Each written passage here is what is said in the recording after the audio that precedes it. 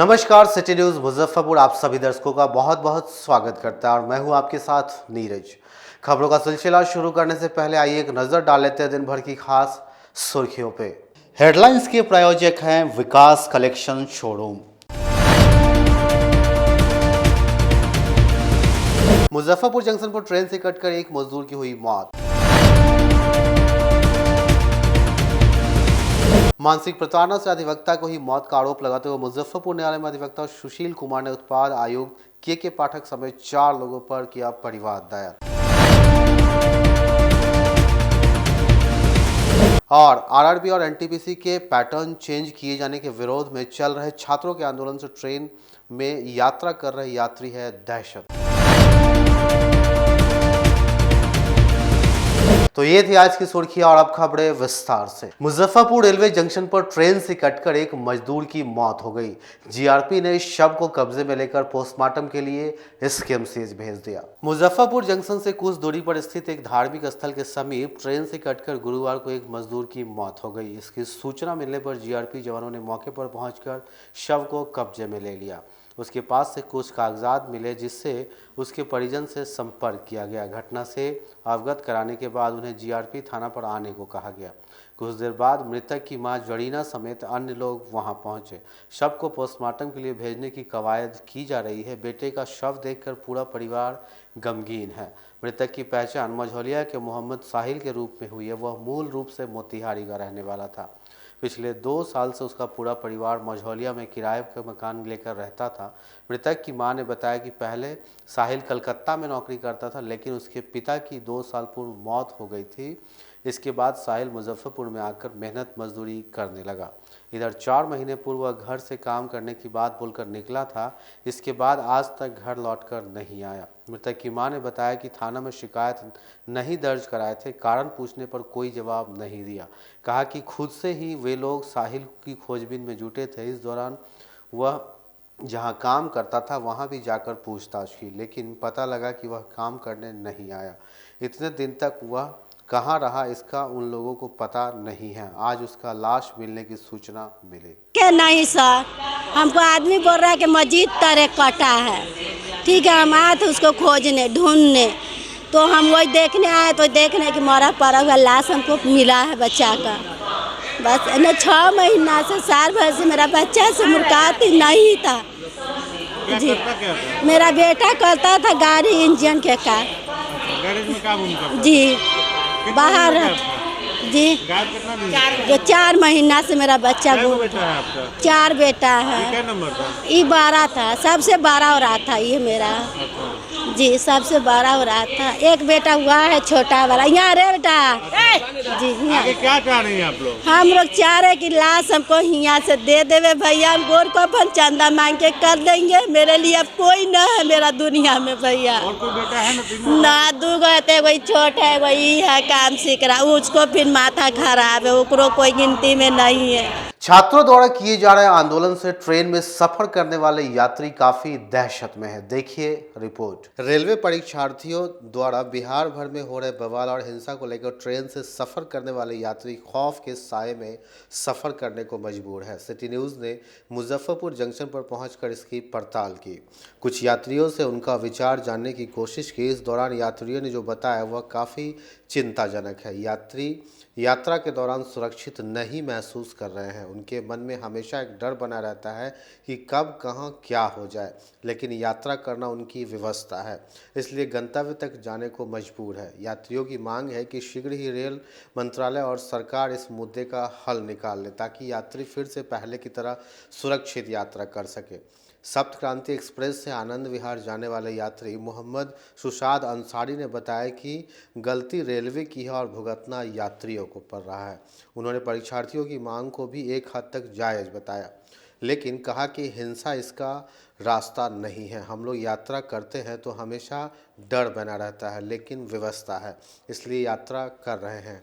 हमारा तो काम है बोलना, अब रेल मंत्रालय जो निर्णय ले इस मुद्दे को शीघ्र हल कर लिया जाना चाहिए। सप्त क्रांति से सफ़र कर रहे विजयगिरी रत्नेश कुमार अमान शरीफ ने बताया कि अभी जो वर्तमान स्थिति रेलवे की बनी हुई है इसमें यात्री सुरक्षित महसूस नहीं कर रहे हैं। जो हो रहा है वह नहीं होना चाहिए। रेलवे को इस पर सोचना चाहिए, जितनी जल्दी हो इसका हल निकालना चाहिए। यात्रियों के मन में यात्रा के दौरान खौफ बना रहता है। रेलवे प्रशासन को शीघ्र ही यात्रियों की सुरक्षा सुनिश्चित करनी चाहिए। डर महसूस कर रहे हैं, जैसे जैसे कि पूरा परिवार के साथ में जा रहे हैं और कुछ घटना हो जाए तो डर तो है। कहाँ से कहाँ जा रहे हैं? मुजफ्फरपुर से आनंद विहार जा रहे हैं। अच्छा, अभी छात्रों का प्रदर्शन चल रहा है जहाँ तहीं अन्य जिलों में। हाँ जी, वो तो सरकार के ऊपर ये है कि क्या करेंगे। छोटे छोटे बच्चे भी आपके साथ हैं? हाँ जी, जॉब करते हैं कहाँ? दिल्ली में, क्या चीज़ का जॉब करते हैं? ये लेबर का। अच्छा, अभी जा रहे हैं? जी, कहाँ से जा रहे हैं? ये मुजफ्फरपुर से दिल्ली। अभी जो स्थिति है कैसा महसूस कर रहे हैं? यही थोड़ा मोड़ा डर लगा रहता है जो कि कब क्या हो जाए। प्रशासन को भी देखना चाहिए और रेलवे वाले को भी देखना चाहिए, ये सुधार करना चाहिए जिससे आगे ये ऐसा कोई नौबत ना आए, ना किसी को परेशानी हो। स्थिति तो एकदम खराब पे है सर, यही है कि सुधार हो जाए, बस यही है। कहाँ से कहाँ जा रहे हैं? मुजफ्फरपुर से आनंद विहार, वहाँ से दिल्ली, वहाँ जाना है। रास्ते में 100 जगह प्रदर्शन हो रहा है, ट्रेन में आग लगाया जा रहा है। वो तो गलत है, नहीं होना चाहिए। तो सरकार को करना चाहिए कि रोक लगाए। ये घटना आपको भी सामने आ सकता है, कैसे लड़ेंगे इस घटना से? अब सहारा लेंगे किसी का, सरकार को बोलेंगे कि ऐसा नहीं होए। अपने आप को कितना सुरक्षित महसूस करते हैं ट्रेन में सफर करना? क्या सुरक्षित है, कुछ है ही नहीं। जान जोखिम में डाल के जा रहे हैं। हाँ, अभी के क्या कहना, बहुत बुरा स्थिति है रेलवे का।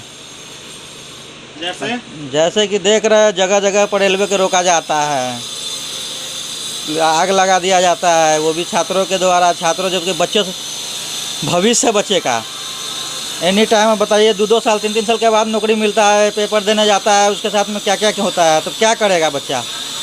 सरकार तो रेलवे बिल्कुल गलती करता है। अब हम लोग सफ़र करते हैं तो इसके द्वारा हम लोग का हमेशा डर बना हुआ रहता है, कहाँ पर या क्या हो जाए किसके द्वारा कोई जानता नहीं है। तब हम इसमें क्या कर सकते हैं, जो भी करेगा रेलवे करेंगे, सरकार करेंगे, रेलवे मंत्री करेंगे। रेलवे प्रशासन को जिम्मेवार मान रहे हैं कि नहीं? रेलवे प्रशासन भी जिम्मेवार है इसमें। क्या जिम्मेवार है? जैसे अब छात्र के साथ एक अनाधुनी मारा जाता है तो उसके साथ कम से कम पकड़ के उसको बंद कीजिए। अनाधुनी मारा जा रहा है तो ये तो गलत है बिल्कुल। देखिए, अभी जो भी आम पब्लिक है अपने यहाँ जो ड्यूटी करने जा रहे हैं, ड्यूटी करने के दौरान जो होता है कि पर डे टाइम पे पहुंचना होता है। लेकिन अभी का स्थिति ऐसा है कि छात्र कब ट्रेन रोक दे कि हम लोग का टाइम इलेप्स हो जाए और हम लोग का जो सैलरी है कटने का डर रहता है। तो इसके लिए हम लोग को हमेशा डर बना रहता है कि टाइम पे पहुँचेंगे कि नहीं। इसलिए रेलवे को, आम पब्लिक को सुविधा को ध्यान में रखते हुए इसको जल्द से जल्द ख़त्म करना चाहिए और हम लोग को सुविधा मिलना दूसरे चाहिए। अन्य जिलों में ट्रेन में आगे भी लगा दी गई है, यात्री के साथ मारपीट भी किया गया है। अभी हम तो पेपर से मालूम चला है कि गया जो है उसमें ज़्यादा हो रहा है, गया पटना रूट पे। तो यही कहना चाहेंगे कि आने वाले टाइम में इसको सॉल्व कर लिया जाए रेलवे द्वारा। यात्रा जो कर रहे हैं कितना सुरक्षित अपने आप को मान रहे हैं? यात्रा में तो हमेशा डर ही बना रहता है कि कब क्या होगा, रेलवे का कुछ पता नहीं है। छात्र कब उग्र हो जाएंगे, कब रोक देंगे ट्रेन।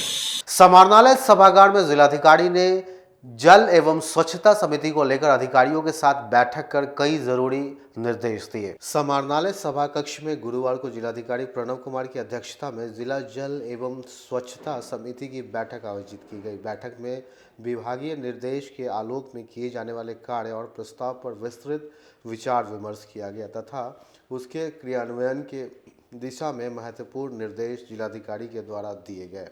बैठक में स्वस्थ भारत मिशन ग्रामीण फेज 2 लोहिया स्वच्छ बिहार अभियान के तहत ODF-S एवं ठोस तरल एवं कचरा अवशिष्ट प्रबंधन से संबंधित कार्यों को क्रियान्वित करने को लेकर महत्वपूर्ण निर्देश दिए गए।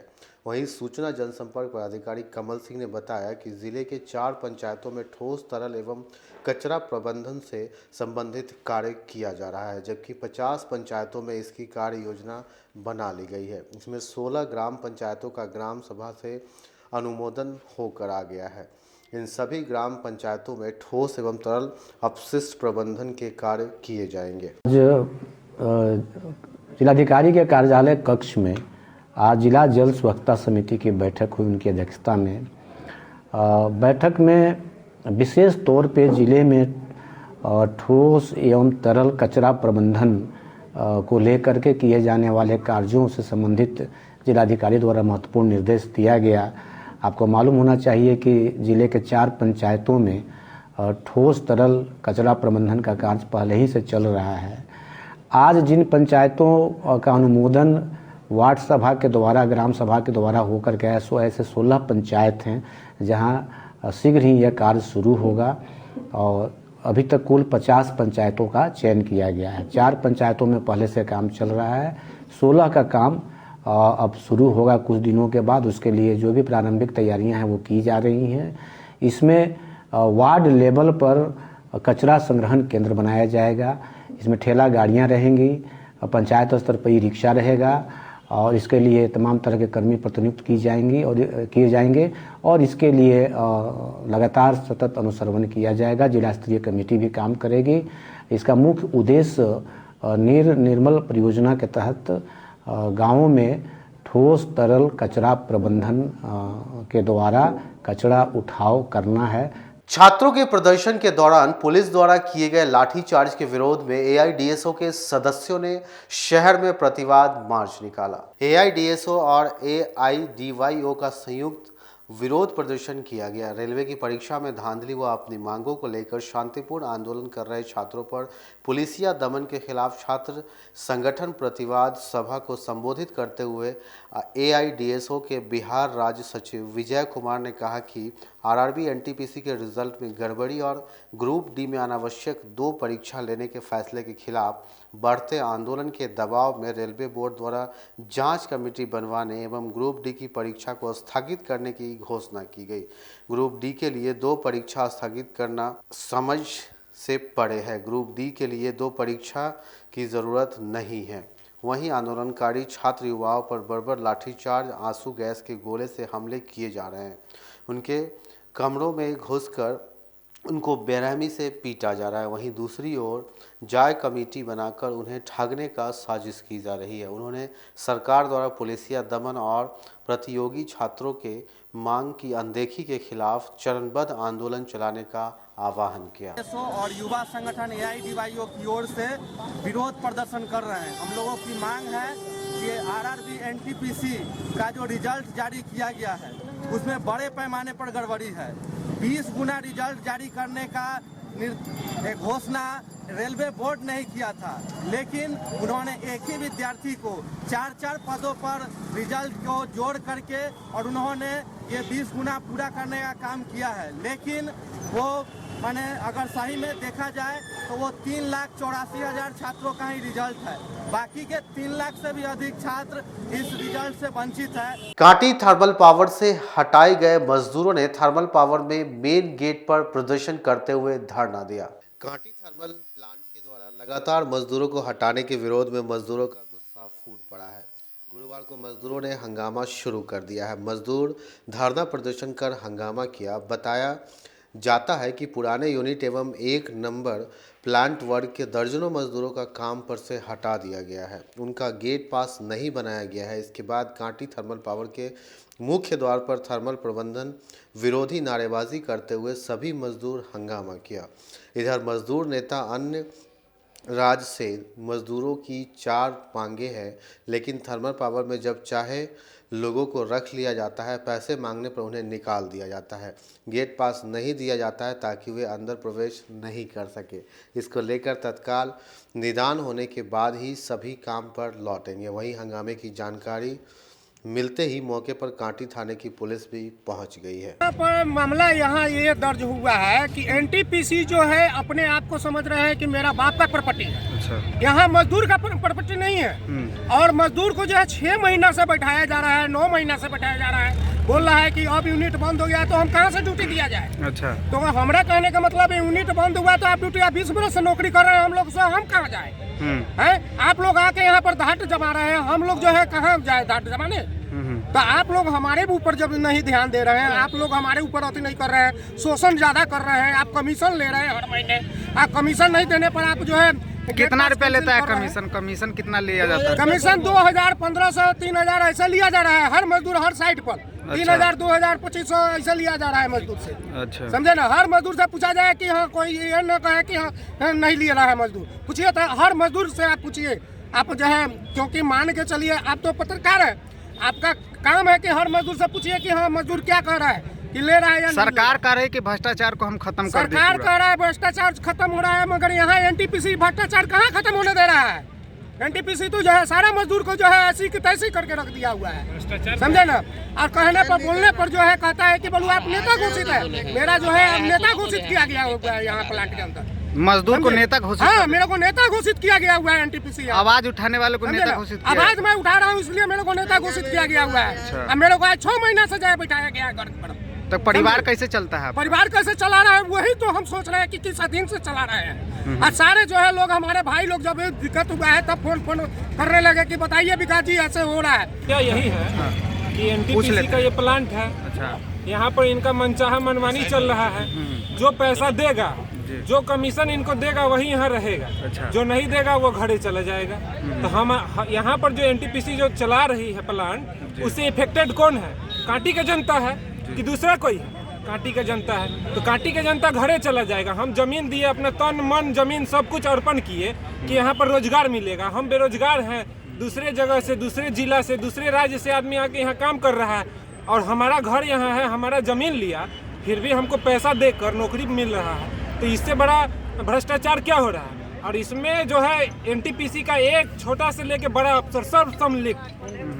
और इसमें हम यही चाहते हैं कि जितना भी निजी कॉन्ट्रैक्टर है, प्राइवेट कॉन्ट्रैक्टर है, जो पेटी कॉन्ट्रैक्ट पर काम करते हैं, लो में ले लेते हैं और कहते हैं कि इसमें तो अब आपको कमीशन देना होगा, जिससे सभी लोग परिपूर्ण है, सब लोग जानता है, पूरा कांटी का जनता जान रहा है। तो यह भ्रष्टाचार हो रहा है A to Z जितना भी। सरकार कहती है मजदूरों को जो भी रोजगार मिलता है उसमें वो काम हो रहा है, मगर क्या लग रहा है यहाँ का क्या स्थिति है? सरकार कहती है, सरकार कहती है।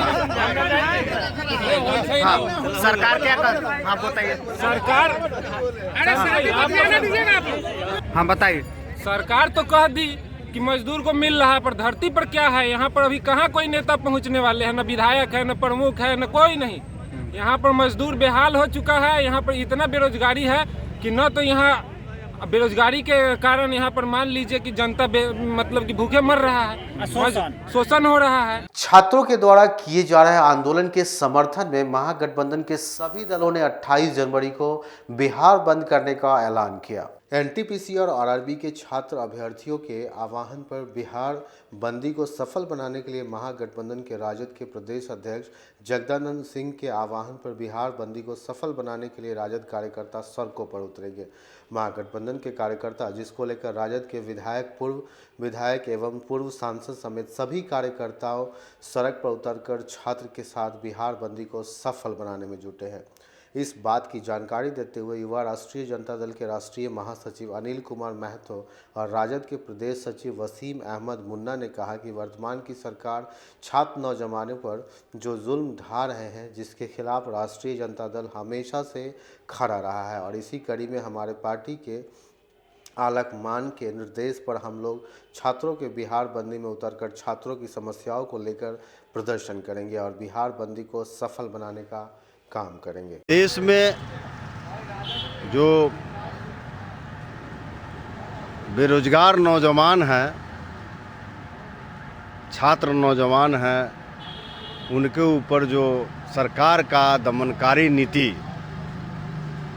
अभी देखने को मिला है, जिसको लेकर के हमारे राजद सुप्रीमो आदरणीय लालू प्रसाद यादव जी और नेता प्रतिपक्ष आदरणीय तेजस्वी यादव जी के आह्वान पर और माननीय प्रदेश अध्यक्ष जगदा बाबू के निर्देश पर उस आंदोलन के समर्थन में मुजफ्फरपुर जिला महानगर राष्ट्रीय जनता दल से लेकर के पूरे बिहार में राष्ट्रीय जनता दल का एक एक कार्यकर्ता कल उस आंदोलन के समर्थन में हम लोग रोड पर रहेंगे। केंद्र और राज्य सरकार का जो दमनकारी नीति है उसके खिलाफ हम लोग इस आंदोलन को जो है हम लोग अमली जामा पहनाने का काम करेंगे। छात्रों के समर्थन में महागठबंधन के तमाम साथी, राष्ट्रीय जनता दल के एक एक कार्यकर्ता छात्रों के समर्थन में कल बंदी को सफल बनाने हेतु शांतिपूर्वक तरीके से रोड पर उतरेंगे और जो सरकार की नीति और जो सरकार का जो है दोहरी नीति है उसके विरुद्ध में जो है बंदी को सफल बनाएंगे। सिटी न्यूज में फिलहाल वक्त हो चला एक छोटे से ब्रेक का, तो फौरन मिलते हैं। कहीं मत जाइए, बने रहिए सिटी न्यूज के साथ। कहते हैं कि मंजिल उन्हीं को मिलती है जिनके सपनों में जान होती है। पंखों से कुछ नहीं होता, हौसलों से उड़ान होती है। तो अगर आप में भी है जज्बा कुछ कर दिखाने का, अगर आपके अंदर भी है एक जीनियस, अगर आप भी छूना चाहते हैं आसमान की ऊंचाइयों को, क्रैक करना चाहते हैं IIT JEE, AIIMS, NEET, NTSC, KVPY या फिर ओलंपियाड, तो आपके हौसलों को उड़ान देने के लिए है जीनियस क्लासेस। जी हाँ, सही सुना आपने, genius classes for IIT JEE, AIIMS, NEET, NTSC, KVPY, olympiad for 8th, 9th, 10th, 11th, 12th and target. अपने बेहतरीन सक्सेस रिकॉर्ड के साथ सफलता की नई ऊंचाइयां गढ़ रहा है जीनियस क्लासेस। तो my dear students, 8th, 9th, 10th, 11th, 12th and target के लिए नए बैचेस शुरू होने वाले हैं जीनियस क्लासेस में, जहां है separate hostel for boys and girls. जल्दी से पता नोट करें, genius classes, study center, Pankaj market, Saraiyaganj, Muzaffarpur. अधिक जानकारी के लिए कॉल करें 763509138 या फिर 763509138 या फिर आप कॉल कर सकते हैं 76350913996 या 9006911690 पर या फिर 9128482268। Genius Classes. For more information, visit our website www.geniusclasses.in or email us on info@geniusclasses.in. Registrations are open and new batches are starting soon. Rush to Genius Classes, Study Center, Pankaj Market, Saraiyaganj, Muzaffarpur. अगर आप student हैं class 7th के या फिर 8th के, 9th के या फिर 10th के, तो आइए जीनियस क्लासेस आपके लिए लेकर आया है टैलेंट सर्च एग्जाम 2022। जल्दी कीजिए, आज ही अपना रजिस्ट्रेशन कराइए। रजिस्ट्रेशन का एप्लीकेशन फॉर्म कलेक्ट कीजिए जीनियस क्लासेस के फ्रंट डेस्क से। घर की खूबसूरती और बढ़ जाती है जब 4 दीवारों के साथ फर्श भी खूबसूरत हो। आपके फ्लोर के टाइल्स, मार्बल की खूबसूरती और क्वालिटी, ये सभी इंश्योर करेंगे माँ Bhavani group of companies, authorised dealer of Kacharia. देश की मिट्टी से बनी टाइल से देश को बनाते हैं। Johnson, Orient Bell and all kinds of Indian imported granite and marble. माँ भवानी ग्रुप ऑफ कंपनीज, मतलब a complete floor solution, new 0 mile, Dadar road, Muzaffarpur. अब आ गया है आपके अपने शहर में उत्तर बिहार का पहला नीलकमल एक्सक्लूसिव शोरूम। नीलकमल इंडिया की फेवरेट फर्नीचर ब्रांड है। इस कंपनी के सभी रेंज एक ही छत के नीचे आपको मिलेगी। होम फर्नीचर, ऑफिस फर्नीचर की सभी रेंज यहाँ पे उपलब्ध है। कंपनी का एक्सक्लूसिव शोरूम होने के कारण 40% तक की विशेष छूट यहाँ मिल रही है। इसके अलावा 0% इंटरेस्ट के साथ बैंक से फाइनेंसिंग की भी सुविधा उपलब्ध है। तो देर मत कीजिए, एक बार हमारे यहाँ अवश्य पधारें।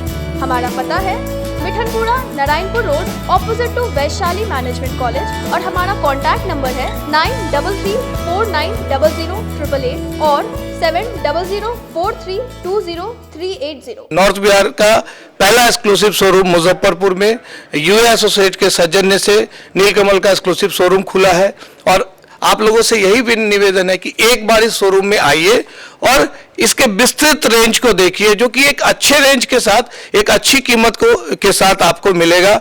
तो एक बार हम लोगों को आप सेवा करने का मौका दें। फैशन की दुनिया में कदम से कदम मिलाकर चलना चाहते हैं, वो भी कम बजट में, तो एक बार जरूर जाएं मोतीझील पूजा बाजार स्थित विकास कलेक्शन शोरूम में। यहाँ रेमन, पार्क, यूएस पोलो, मुफ्ती शर्ट, ब्लैकबेरी के एक्सक्लूसिव रेंज उपलब्ध हैं। इसके अलावा सियाराम के कोट पैंट, ब्लेजर और शेरवानी भी उपलब्ध है।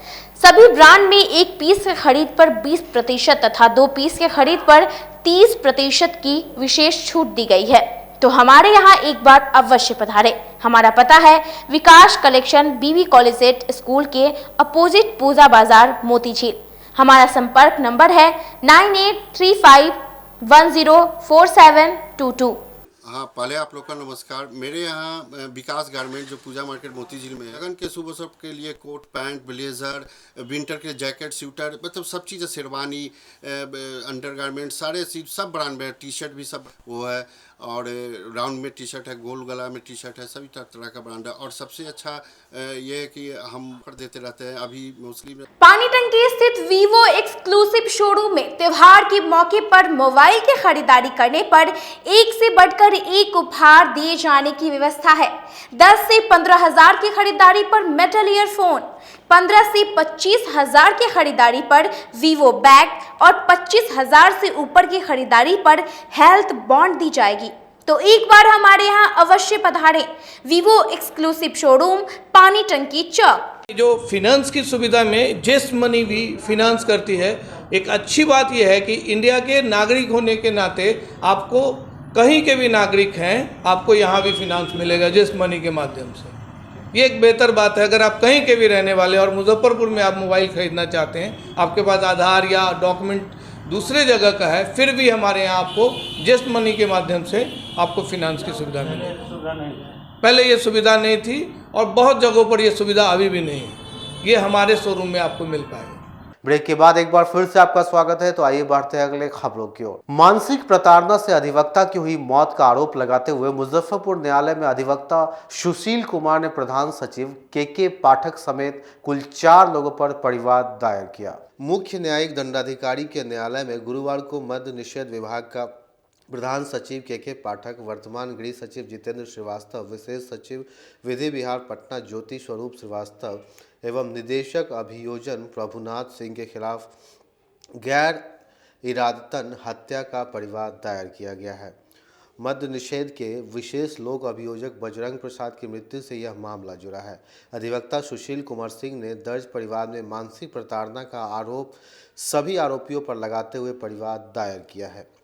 सुशील कुमार सिंह ने बताया कि 29 अक्टूबर को वीडियो कॉन्फ्रेंसिंग के माध्यम से पुलिस और शराब माफियाओं के गठजोड़ में अभियुक्तों के खिलाफ विशेष न्यायालय उत्पाद मुकदमों की धीमी गति को लेकर आरोपियों के द्वारा अभियोजक बजरंग प्रसाद को काफ़ी जलील किया गया। उनके साथ गाली गलौज तक की गई, मानसिक रूप से उन्हें टॉर्चर किया गया, जिससे बजरंग प्रसाद काफ़ी तनाव में चले गए और उनकी मृत्यु हो गई, जिसे लेकर उन्होंने यह परिवाद दायर किया है। वहीं न्यायालय ने मामले को गंभीरता से लेते हुए परिवाद की सुनवाई की अगली तिथि 3 फरवरी को सुनिश्चित की है। मुजफ्फरपुर जिला न्यायालय उत्पाद के विशेष लोक अभियोजक स्वर्गीय बजरंग प्रसाद की मृत्यु दिनांक 24/1/2022 को हुई है। बजरंग प्रसाद पर जो है बिहार के उत्पाद आयुक्त के पाठक, जितेंद्र श्रीवास्तव जो वर्तमान गृह सचिव हैं, और ज्योति स्वरूप श्रीवास्तव विशेष सचिव विधि और प्रभुनाथ सिंह निदेशक अभियोजन जो है, ये लोग वीडियो कॉन्फ्रेंसिंग के माध्यम से जो यहाँ उत्पाद केसों का जो प्रगति धीमी है, इस पर उन लोगों ने वीडियो कॉन्फ्रेंसिंग किया और वीडियो कॉन्फ्रेंसिंग में काफ़ी बजरंग बाबू के साथ जलील, गाली गलौज और ह्यूमिलिएट किया, और जिससे वो जो है सहन नहीं कर पाए अपनी बेइज्जती, और इस कारण उनकी मृत्यु जो है 24/1 को हेमरेज होकर के हो गई। जब एक घटना घटी 29/10/2021 को पहला वीडियो कॉन्फ्रेंसिंग के माध्यम से मीटिंग हुआ था, दूसरा हुआ है आपको 21/1/22 को, और 22 तारीख को हमारी मुलाकात स्वर्गीय बजरंग बाबू से है, और उन्होंने हमारे 2-4 अधिवक्ता जो थे उनके समक्ष अपनी पीड़ा रखी थी कि आज तक जो इसके पहले वो अपर लोक अभियोजक थे लगभग 20-25 वर्षों से कभी भी किसी तरह का शिकायत उनको नहीं मिली थी, और उनके खिलाफ कोई न तो सरकार द्वारा ना ही कोई निजी व्यक्ति द्वारा शिकायत किया गया था।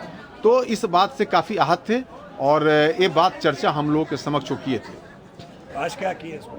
तो हमने आज उन जो जिम्मेवार लोग, पदाधिकारी लोग हैं, बिहार सरकार के उनके विरुद्ध माननीय न्यायालय में एक कंप्लेन केस दायर किया हूं धारा 304 के तहत, और उसमें अगली तारीख जो है 3 तारीख को फिक्स की गई है, और हम पूरा सबूत और गवाह जो है माननीय न्यायालय के समक्ष रखेंगे और इसे 156(3) में थाना में भिजवाएंगे। समाहरणालय परिसर में खेतीहर मजदूर संघ के सदस्यों ने अपनी मांगों को लेकर प्रदर्शन करते हुए धरना दिया। संयुक्त खेत मजदूर संगठनों की ओर से जिलाधिकारी के समक्ष अखिल भारतीय खेत व ग्रामीण मजदूर सभा राज्य कार्यकारी के नेतृत्व में 1 दिवसीय धरना प्रदर्शन किया गया। खेतीहर मजदूर यूनियन संगठनों द्वारा राज्य स्तरीय कार्यक्रम के तहत समाहरणालय परिसर में संयुक्त रूप से धरना दिया। इन्होंने सरकार मजदूरों व गरीबों के हित में ठोस कार्रवाई करेगी। केंद्रीय कानून के साथ खेत व ग्रामीण मजदूरों के लिए बिहार में केरल के तर्ज पर एक व्यापक कानून बनाया जाए तथा अलग से कल्याण बोर्ड का गठन किया जाए। सभी भूमिहीन परिवारों को बसाने के लिए 10 डेसिमिल जमीन दी जाए। जो जहां बसे उन्हें तत्काल वास्कित पर्चा दी जाए। बिना वैकल्पिक व्यवस्था किए गरीबों को उजाड़ने पर रोक लगाई जाए। बेतहाशा बढ़ती महंगाई पर रोक लगाई जाए। डीजल, पेट्रोल व सरसों तेल के दाम को कम किया जाए। बढ़ते अपराध, लूट व हत्या पर रोक लगाई जाए। जान माल की सुरक्षा की गारंटी की जाने की मांग की। संयुक्त रूप से देशव्यापी ग्रामीण मजदूर संगठनों के आह्वान पर देशव्यापी धरना आज पूरे देश में देश के जिला मुख्यालय पर धरना चल रहा है। ये हमारी मांग है कि खेत मजदूरों के लिए केंद्रीय कानून बनाया जाए। इस देश में हर स्टेट के स्तर पर अलग अलग कानून है। हमारी डिमांड है कि खेत मजदूरों के लिए केरल के तर्ज पर, केरल में जिस तरह के न्यूनतम मजदूरी दी जा रही है, जिस तरह के खेत मजदूरों के लिए कानून है, तो केरल के तर्ज पर संपूर्ण देश में एक केंद्रीय कानून बननी चाहिए। मनरेगा मजदूरों को 200 दिन काम, 600 रुपया दैनिक मजदूरी, कार्य स्थल पर ही मजदूरी का भुगतान किया जाए। युवा राजद की प्रदेश सचिव रतन चौधरी ने नगर निगम चुनाव में मेयर का चुनाव लड़ने का ऐलान किया। मुजफ्फरपुर के युवा राजद प्रदेश सचिव रतन चौधरी ने गुरुवार को अपने कार्यालय में प्रेस कॉन्फ्रेंस कर नगर निगम चुनाव में मेयर पद पर चुनाव लड़ने की घोषणा की। उनका कहना है कि राजनीति के कारण शहर का विकास बाधित हो रहा है। जनता युवा के हाथों में अगर नगर निगम की बागडोर सौंपती है तो शहर के बाधित विकास को वह पूरा करने का काम करेंगे। सुनिए उन्होंने क्या कुछ कहा। मुजफ्फरपुर नगर निगम से भ्रष्टाचार मिटाना हमारा सबसे बड़ा उद्देश्य है और जनता की चाहत और उनकी सोच मुझे यहाँ तक लाई है, और अगर जनता चाहेगी वो अपना आशीर्वाद देगी तो हम मुजफ्फरपुर नगर निगम मेयर या उप मेयर की कुर्सी पर बैठकर जनता जो चाहती है वो हम करेंगे। जनता जिस सोच के साथ वोट देती है हम वो करेंगे। किंग मेकर, पूंजीपति, बड़े बड़े व्यवसायियों से नगर निगम को छुड़ाएंगे और अभी तक जो 20 वर्षों का तिलिस्म इन्होंने फैला कर रखा है उस तिलिस्म में कील ठोकने का काम करेंगे। कैसे मिटाएंगे भ्रष्टाचार? सबसे पहले दलाल भ्रष्टाचार को खत्म करेंगे, और सबसे पहला धन्यवाद मैं विकास मंत्रालय को देना चाहूंगा जिन्होंने खरीद फरोख्त, वार्ड पार्षद और बॉर्डर पार कर होटलों में रहने वाले और हेलीकॉप्टर से नगर निगम में उतारने वालों का जो मंशा था उसे खत्म कर दिया है। जनता अब जिसे चुनेगी वो काम करेंगे। जनता युवा सोच की तरफ देख रही है। आप वोट क्यों देते हैं? कि आपके दुख में आपका नेता आपके साथ रहे। बिहार विश्वविद्यालय के वाणिज्य विभाग के विभागाध्यक्ष के सेवानिवृत्त होने पर नए विभागाध्यक्ष प्रोफेसर डॉक्टर सैयद आले मजतवा ने पदभार ग्रहण किया। बिहार विश्वविद्यालय स्नातकोत्तर वाणिज्य विभाग के विभागाध्यक्ष प्रोफेसर डॉक्टर प्रेमानंद के कार्यावधि समाप्त होने के बाद नए विभागाध्यक्ष के रूप में प्रोफेसर डॉक्टर सैयद आले मुजतवा ने पदभार ग्रहण किया। पदभार ग्रहण करने के पश्चात पूर्व और वर्तमान विभागाध्यक्षों का अभिभाषण हुआ, जिसमें पूर्व विभागाध्यक्ष प्रोफेसर डॉक्टर प्रेमानंद ने बताया कि कोरोना महामारी के कारण छात्र हित में बहुत कुछ करना चाहते थे जो नहीं कर पाए। वहीं निवर्तमान विभागाध्यक्ष प्रोफेसर डॉक्टर सैयद आले मुजतवा ने बताया कि वाणिज्य विभाग में जो भी कुछ बाकी बचा काम है उसे जल्द पूरा करने का काम करेंगे। अच्छा अनुभव रहा। विभाग में जितने विभाग के प्रगति के लिए जो जो संभव उस परिस्थिति में था उसको हमने किया, और कुछ ऐसी चीज़ें हैं जो विश्वविद्यालय प्रशासन से लगातार आग्रह करने के बाद भी यहाँ का जो इंजीनियरिंग सेक्शन है उससे रिलेटेड और भी बहुत सारे चीज़ हैं जो उसका विकास होना चाहिए था, जिसको हम करवाना चाहते थे।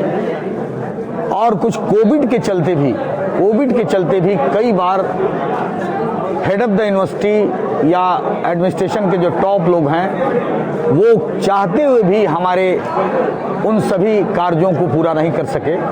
मुझे अफसोस है। एडवाइजरी कमेटी की बैठक होनी थी, उसको भी कई बार इसी सब ऊहापोह में नहीं हो पाया। यही प्रॉब्लम है, समझिए। सबसे पहले ये है कि मैनेजमेंट यहाँ भी चलता है, मैनेजमेंट भी है, उसमें रूम की कमी है। कुलपति से आग्रह करूँगा कि भाई कम से कम रूम बन जाए। ड्रेस कोड नहीं है, बच्चियों के लिए कॉमन रूम नहीं है सही वक्त है ना, अच्छे वाशरूम नहीं है, बहुत सारी है। हमको इस सबको देखना है, सबको ठीक करना है। मेरे लिए मैंने हेड बन जाना, डायरेक्टर बन जाना है क्या? हाँ, तो संघर्ष हमको करना होगा। हेड बन जाना, डायरेक्टर बन जाना कमाल नहीं है। अच्छे ढंग से, व्यवस्थित ढंग से इसको चलाना सबसे बड़ी हमारी प्राथमिकता है। और अभी से मेरा समझिए कि टेंशन बढ़ा हुआ है, कैसे क्या करेंगे, कैसे नहीं करना। आज की खबरों में फिलहाल इतना ही। तो कल फिर मिलेंगे कुछ नई खबरों के साथ। तब तक के लिए इजाजत दीजिए हमारी न्यूज टीम को। नमस्कार।